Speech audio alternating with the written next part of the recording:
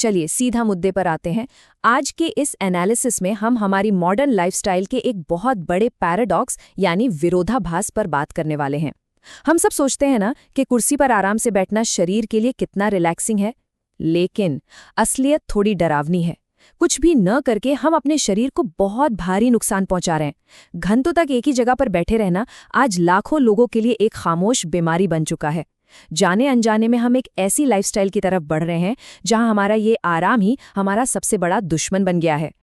अब जरा इस बात पर गौर कीजिए।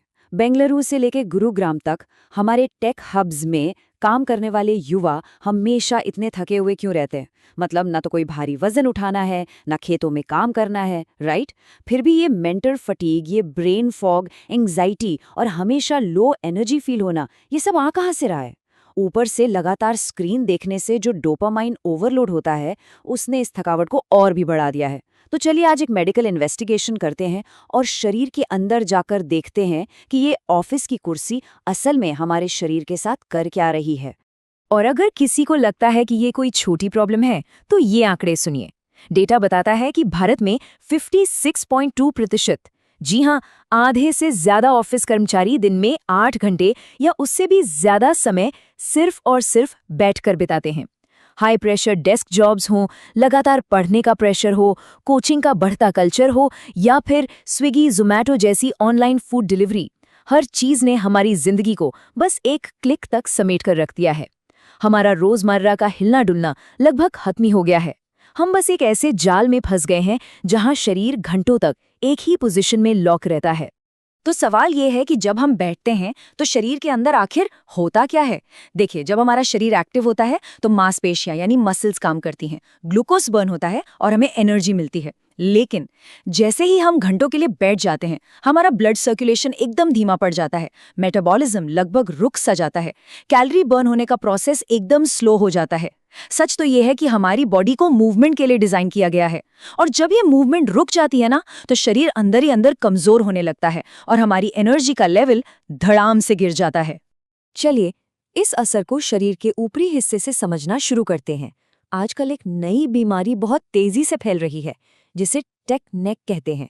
होता क्या है कि जब घंटों तक लैपटॉप या स्मार्टफोन पर सिर झुकाकर काम किया जाता है, तो हमारी रीढ़ की हड्डी का अलाइनमेंट पूरी तरह से बिगड़ जाता है। इसका सीधा नतीजा बहुत कम उम्र में ही दर्द और समय से पहले बुढ़ापे के लक्षण। गर्दन की मांसपेशियों में लगातार एक खिंचाव और तनाव बना रहता है, जिससे भयंकर टेंशन हेडेक होने लगते हैं। और आज के समय में ये बहुत ही आम बात हो गई है।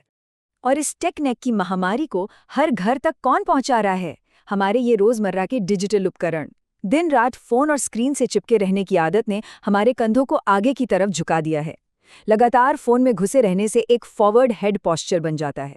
और ध्यान दीजिए, ये सिर्फ एक खराब आदत नहीं है, यह हमारे शरीर के बेसिक स्ट्रक्चर को हमेशा के लिए बदल रही है। इस अजीब से झुकाव की वजह से हमारी गर्दन की मसल्स पर कई गुना ज्यादा वजन पड़ता है, और यही वजह है कि शरीर हर वक्त दर्द में रहता है। अब रीढ़ की हड्डी में थोड़ा नीचे की तरफ आते हैं। यहाँ सिचुएशन और भी सीरियस है। जब हम लगातार कुर्सी पर बैठे रहते हैं तो हमारी पेट की कोर मांसपेशियां पूरी तरह से स्विच ऑफ हो जाती हैं, मतलब वो काम करना ही बंद कर देती हैं। नतीजा, शरीर का सारा प्रेशर हमारी स्पाइनल डिस्क पर आ जाता है। रीढ़ की हड्डी का जो नेचुरल घुमाव होता है वो एकदम सीधा होने लगता है। कुर्सी पर ऐसी स्लाउच करके या झुककर बैठना आजकल यही हमारा नया नॉर्मल हो गया है, और इसी वजह से स्लिप डिस्क, साइटिका और लो बैक पेन का खतरा बहुत ज्यादा बढ़ रहा है। बात सिर्फ हड्डियों की नहीं है, ये निष्क्रियता हमारे मेटाबॉलिज्म पर भी सीधा हमला करती है। रिसर्च एकदम साफ कहती है, रोजाना लगातार 3 घंटे या उससे ज्यादा बैठने से डायबिटीज का खतरा बहुत ज्यादा बढ़ जाता है। लगातार बैठे रहने वाली लाइफस्टाइल शरीर में खतरनाक बेली फैट जमा करती है। इसी से स्किनी फैट वाली कंडीशन बनती है, यानी इंसान बाहर से तो दुबला पतला दिखता है लेकिन अंदर फैट जमा होता है। और जब इसके साथ हमारी भारतीय हाई कार्ब डाइट मिल जाती है, तो समझ लीजिए कि ये इंसुलिन रेजिस्टेंस के लिए एकदम परफेक्ट और खतरनाक माहौल तैयार कर देता है।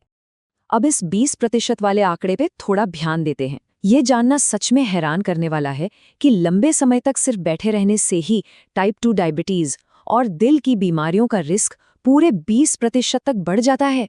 सोचिए, अब भले ही दिन में 1 घंटा जिम जाकर खूब पसीना बहा लिया जाए, लेकिन अगर बाकी के 10-12 घंटे कुर्सी पर या लेट कर ही बीत रहे हैं तो वो धीमा नुकसान लगातार हो रहा है। हमारी ये बैठने की आदत असल में हमें अंदर से खोखला कर रही है। चलिए शरीर में थोड़ा और नीचे हिप्स की तरफ चलते हैं। यहाँ एक और चौंकाने वाली मेडिकल कंडीशन पैदा होती है जिसका नाम है डेड बट सिंड्रोम। जी हाँ, आपने सही सुना। लगातार बैठे रहने से हिप फ्लेक्सर्स बहुत ज़्यादा टाइट हो जाते हैं और पीछे की जो ग्लूटियल मसल्स हैं वो लंबे समय तक खिंचे रहने की वजह से सूज जाती हैं। अगर इसे आसान भाषा में समझें तो घंटों कुर्सी पर बैठे रहने से हमारा शरीर अपनी सबसे बड़ी और हमें बैलेंस देने वाली मसल्स का इस्तेमाल करना ही भूल जाता है।